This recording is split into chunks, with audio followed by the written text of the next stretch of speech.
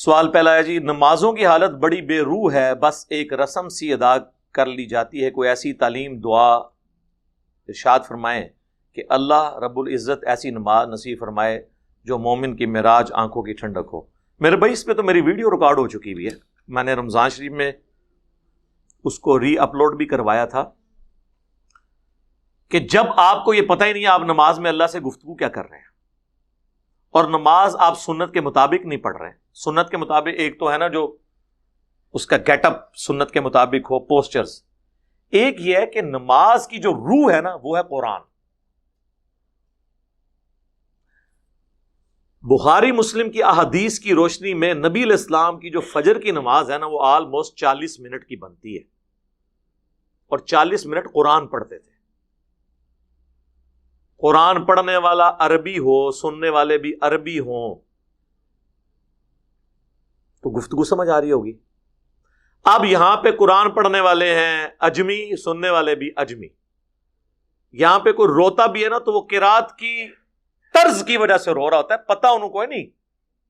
کہ یہ تلاوت شروع ہوتی ہے نال ہی دڑ دڑ رونا شروع کر دیتا ہے، بندہ پریشان ہو جاتا ہے۔ انہوں پوچھو کہ کس گل تے رو رہا ہے، کیا ہے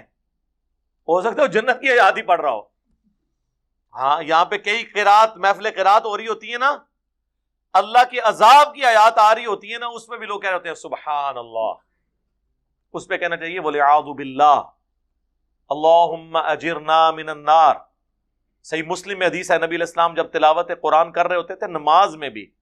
اللہ کی عذاب کی آیات آتی تھی تو اللہ تعالیٰ سے پناہ طلب کرتے تھے، اور جب جنت کی آیات آتی تھی تو جنت کا سوال کرتے تھے۔ تو میرے بھائی جب آپ کو پتہ ہی نہیں قرآن میں کیا ہے، اور اس سے بڑی بات جو قرآن پڑھنے والا ہے وہ بھی چند رٹی ہوئی آیات اور صورتیں پڑھ رہا ہے، قرآن شروع سے آخر تک تو کور ہی نہیں ہوتا سوائے رمضان کے، اور وہ بھی اگر کوئی تمیز سے کرتا ہے تو صرف اہل حدیث، باقی تو یعلمون تعلمون ہے، کیونکہ ان کا زور 20 پوری کرنے پہ ہوتا ہے، ان کا زور قرآن سنانے پہ نہیں ہوتا۔ ان کی 20 بعض اوقات 20 منٹ میں ہی ختم ہو جاتی ہیں یا 40 منٹ میں۔ اہل حدیث کی تو عام مسجد میں 8 تراویح جو ہے وہ 1.5 سے 2 گھنٹے میں ختم ہوتی ہیں، لیکن سر مزہ آتا ہے۔ اچھا اب آپ نے تو ظاہر عربی سیکھنا ایک تو لمبا پروسیجر ہے، اس کا میں نے آسان حال آپ کو بتایا تھا، ثابت کیا تھا کہ آپ مصحف اٹھا لیں ہاتھ میں ترجمے والا، چاہے آپ سمارٹ فون اٹھائیں، اس کا ترجمہ ساتھ کھول لیں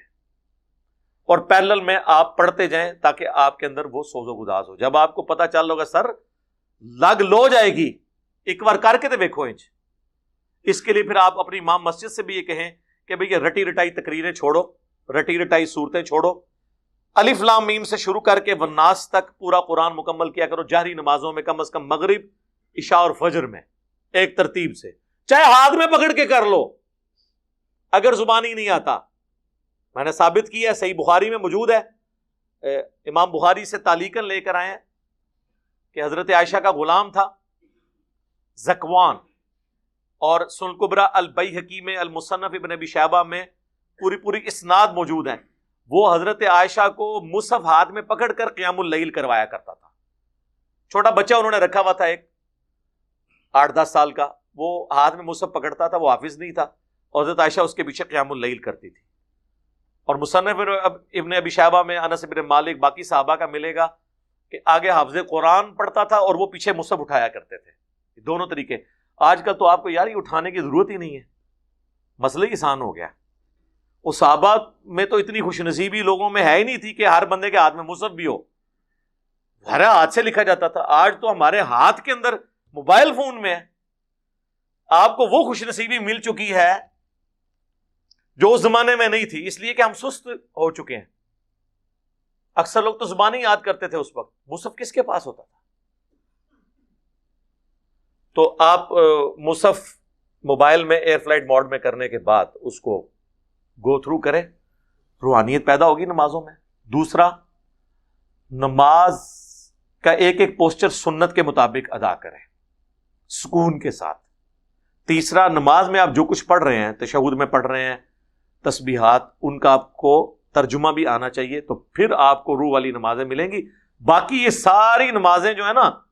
یہ کتابوں میں رہیں گی، یہ پریکٹیکلی آپ کو جو نماز پڑھانے والے ہیں نا، اور نماز کی فضیلت پہ جو لیکچر ریکارڈ کرا رہے ہیں، ان کی بھی نمازیں آپ کی طرح ہی ہیں، وہ بھی اس طرح نہیں نمازیں پڑھ رہے ہیں، تو تبدیلی کہاں سے آنی میرے؟ اس طرح نہیں ہونا۔